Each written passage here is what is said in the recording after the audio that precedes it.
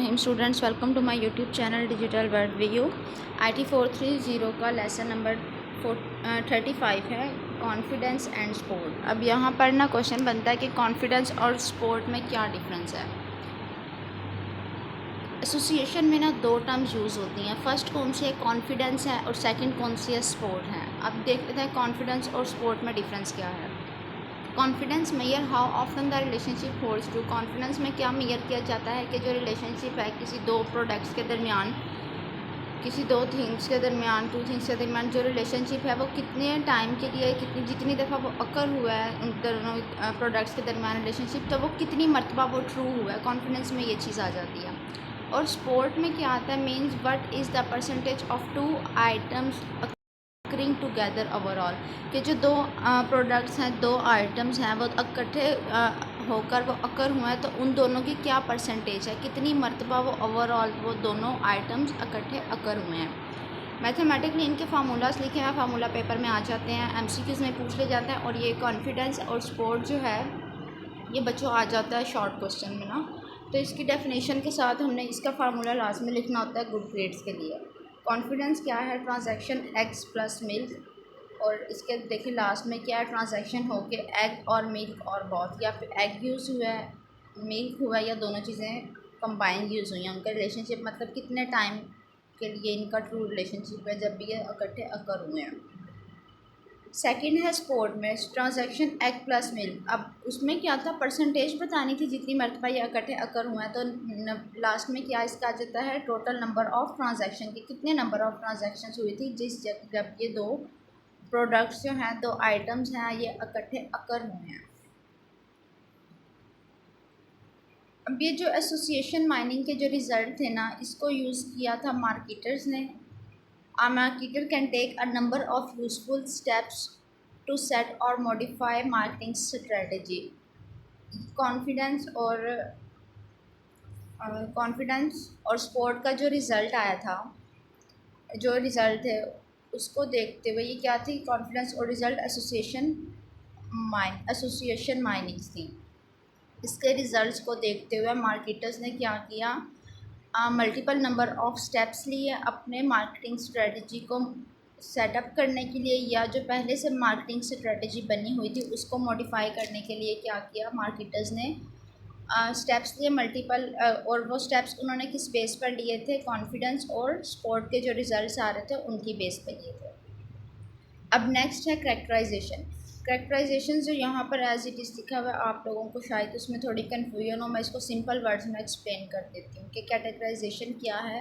ये एक ऐसा कॉन्सेप्ट है जिसमें हमारे पास जो डाटा दिया हुआ होता है ना, वो एक मतलब उसकी जो अमाउंट होती है वो सफिशेंट होती है, अमाउंट होती है। उस अमाउंट मतलब जो हमें सफिशेंट डाटा दिया हुआ होता है, उसमें हमने रहकर, उस डाटा के अंदर रहकर हमने एग्जामाइन करना होता है कि हमारे डाटा का जनरल बिहेवियर क्या है।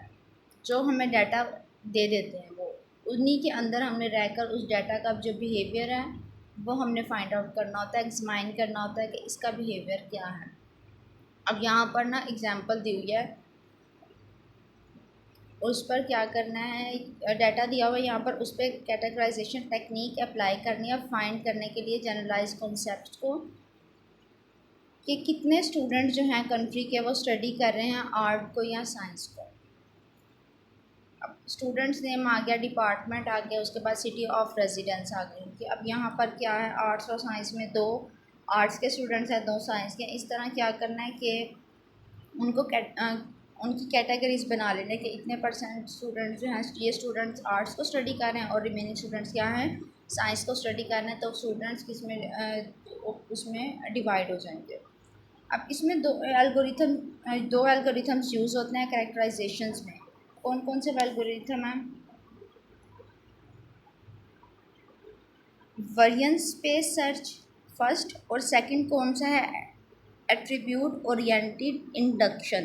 इनके नेम्स आ जाते हैं पेपर में, MCQs में भी, या शॉर्ट में ये पूछ लिया जाता है कैरेक्टराइजेशन के साथ कि इसमें कौन से दो एल्गोरिथम्स यूज़ होते हैं, आप उनके नेम्स राइट करें। शॉर्ट में ये आता है तो आपको पता होना चाहिए फर्स्ट कौन सा है, वेरिएंस स्पेस सर्च है, और सेकंड कौन सा है, एट्रीब्यूट ओरिएंटेड इंडक्शन है। नेक्स्ट है क्लस्टरिंग। क्लस्टरिंग में ये होता है, छोटे छोटे से क्लस्टर्स बने हुए हैं क्लासेस के। एग्जांपल जैसे यहाँ पर नीचे ये क्लाउड्स बनाए हुए हैं, इन्होंने उसके अंदर क्या है, डाटा लिखा हुआ है, क्लस्टरिंग हुई हुई है। तो इसमें ये होता है कि एक क्लस्टर के अंदर जो डाटा आ रहा है वो अपने ही क्लस्टर्स के डाटा के साथ मैच करेगा, सेम होगा, लेकिन वो दूसरे क्लस्टर के ऑब्जेक्ट्स के साथ क्या होगा, डिफरेंट होगा। अब लाइक यहाँ पर ना एग्जांपल मैं बता रही हूँ, पर डिस्क्रिप्शन मैं नहीं स्टडी कर रही क्योंकि वो फिर कॉम्प्लेक्स हो जाएगा।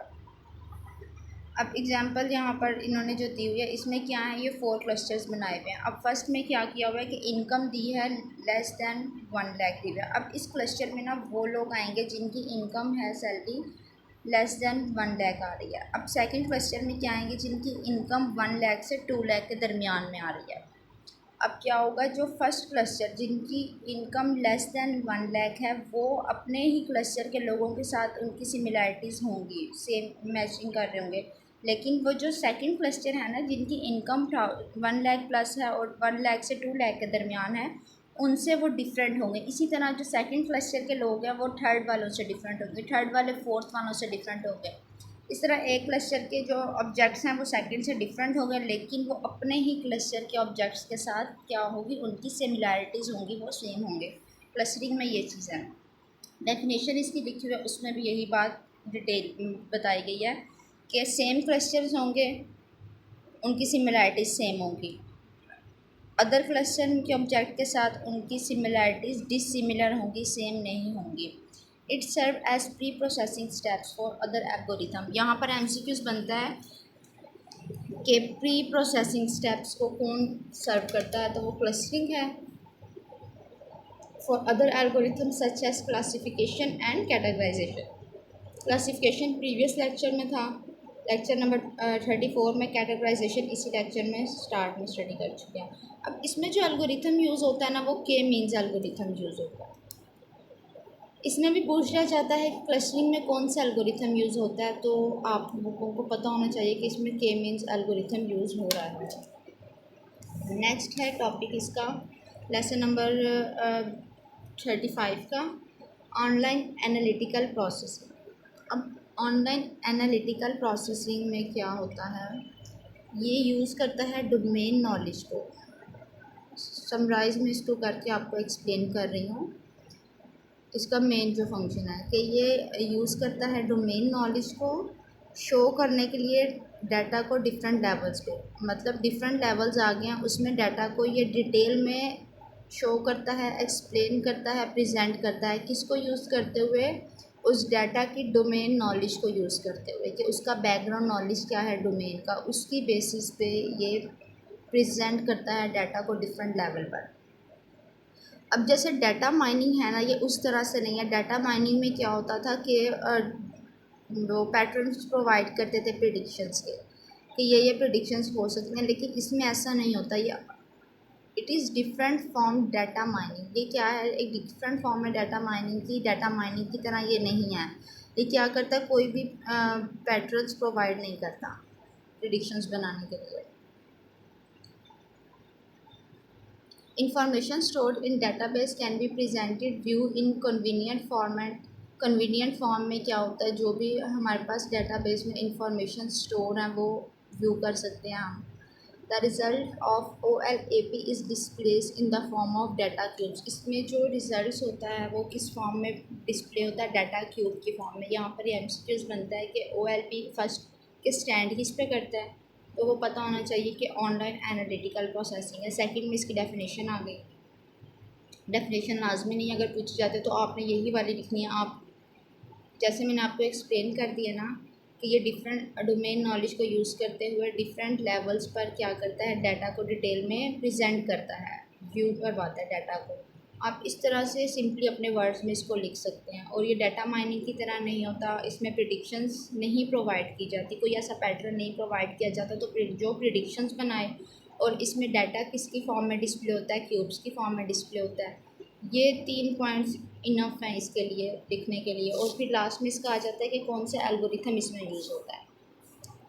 SAS Enterprise Miner and DB Miners are the name of two commonly used tools for data mining and OLP। OLAP। अब यहाँ पर भी क्या है कि कौन से टूल्स डाटा माइनिंग और OLP में यूज़ होते हैं, OLAP में। तो दो टूल्स हैं, SAS enterprise miner and second है database miner, database DB miner. ये दो टूल्स आते हैं, ये भी शॉर्ट में पूछ लिया जाता है। ये इस तरह के छोटे छोटे क्वेश्चन हैं, 2 मार्क्स के होते हैं और कवर हो जाते हैं ये। Categorizations can be used in respect of any data type, whereas OLP is generally used for numeric data alone. अब यहाँ पर अगर इनका डिफरेंस पूछ लिया जाता है ना, तो डेफिनेशंस आपने डिफरेंस में लिख देनी है। उसके बाद एल्गोरिथम्स के नेम लिख देना है कि उसमें कौन सा यूज़ होता है, इसमें अगर एल्गोरिथम नहीं यूज़ होते तो आपने नहीं लिखना है।